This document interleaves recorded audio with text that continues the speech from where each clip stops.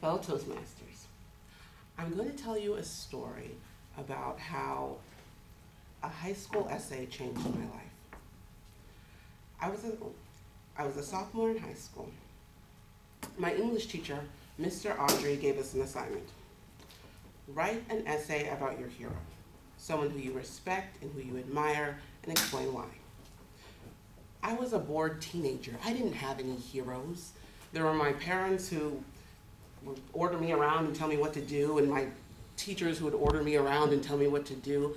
I didn't have any close friends. I mostly just hung out by myself and read.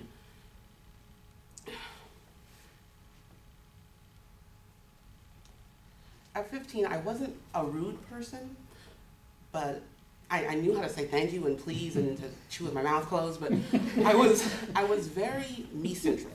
I saw the world through a lens of me. What does this do for me? How does this help me? What does this mean for me? I mean, there was a them lens as well, but it was much smaller than the me lens, and I barely ever used it. So now here was Mr. Audrey telling me to write this hero essay. Even though I read a lot, I was a very average student. I liked mystery books and I liked fantasy books, but I would read instead of doing my schoolwork. I mean, school was a little interesting, but reading about a cabin boy being thrown overboard into shark-infested waters, that was way more interesting.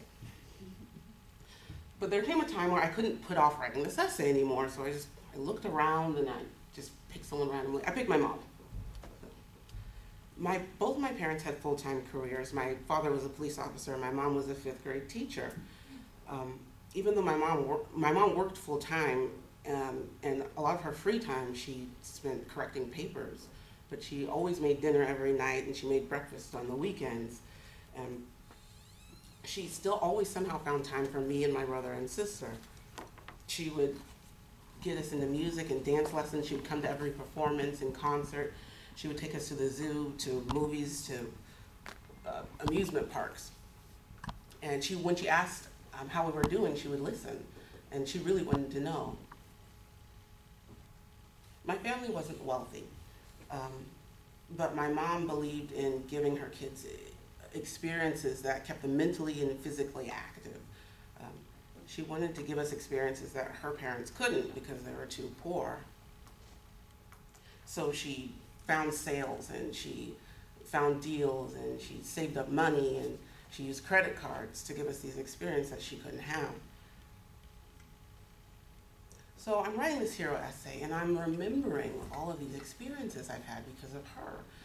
And I'm realizing all these things that she's done for me that I've taken for granted. My parents were the first people in their family to go to college. They met in college. My grandparents, worked in factories and cleaning houses to feed their children. My great-grandparents were from Louisiana, and they worked as sharecroppers in the fields, and their parents worked in the field as slaves. So I started writing this hero essay, and when I started writing it, I was thinking there wasn't anyone in my life who I thought of as a hero.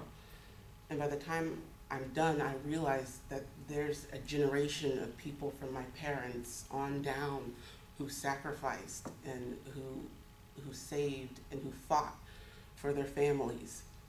And that my life, and for me, I'm here because of them. My life was full of heroes. Like, I could only write that essay about one person, so I chose my mom. So I wrote it about my mom and I turned it in. And the essay was worth 20 points. 20 points meant 100%, you get an A+. So I turned it in, and a week later, Mr. Audrey gave us back our essays, and he had given me 40 points. And he'd written at the very top of the essay in blue pen, "Very well done, Cassandra. One of the best essays I've ever read." I didn't tell my mom I was writing about her, so I raced home to wait for her to get home from work so I could tell her. My mom's a loud person. It comes from working with 10-year-olds all her life in the classroom. So she talks loud and she sings loud and she's just loud. But when she took my essay and she started reading it, she went quiet. And she read my essay. And then she looked at me. And then she hugged me. And she hugged me so tight. And then she ran to the phone and she called my grandma and she called her sisters and she called her friends and she she was bragging about the essay, and then she had it laminated, and then she was showing it got to be a problem. But in that moment, I realized how important it was not to take people for granted and to show them how much I appreciate them, but also to let them know, because it means so much to acknowledge people and let them know how much they mean to me and what they've done. So my me lens got a lot smaller that day, and my them lens got a lot bigger. The next day, Mr. Audrey told me he didn't want me in his college prep English class anymore. He wanted me in his advanced English class. So I joined the super smart, brainy, advanced students for that one class. But it turns out I lived in the direction of two of my new classmates, Monique and Julia, so we started walking home together. And then we started going over to each other's houses, and we started eating lunch together. And before I knew it, they were my best friends. And when you're in high school, you tend to do what your friends do.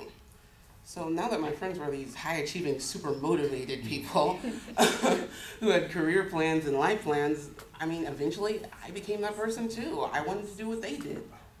So I started doing what they did. I developed much better studying habits, and I started planning for a career, and I decided to, you know what, I want to be a lawyer. So that's the other lesson I learned. Don't be the smartest person in the room. At least try not to be the smartest person in the room. You want to be around people who know more than you, who have different skills than you, who can motivate you and challenge you. And that's why I'm here today. So that's how a high school essay changed my life. Thank you. Cassandra, you did everything I expected you to do after I found out that you were an attorney. You were both articulate, and you were really well organized. And the details, and the details really carried what you spoke about.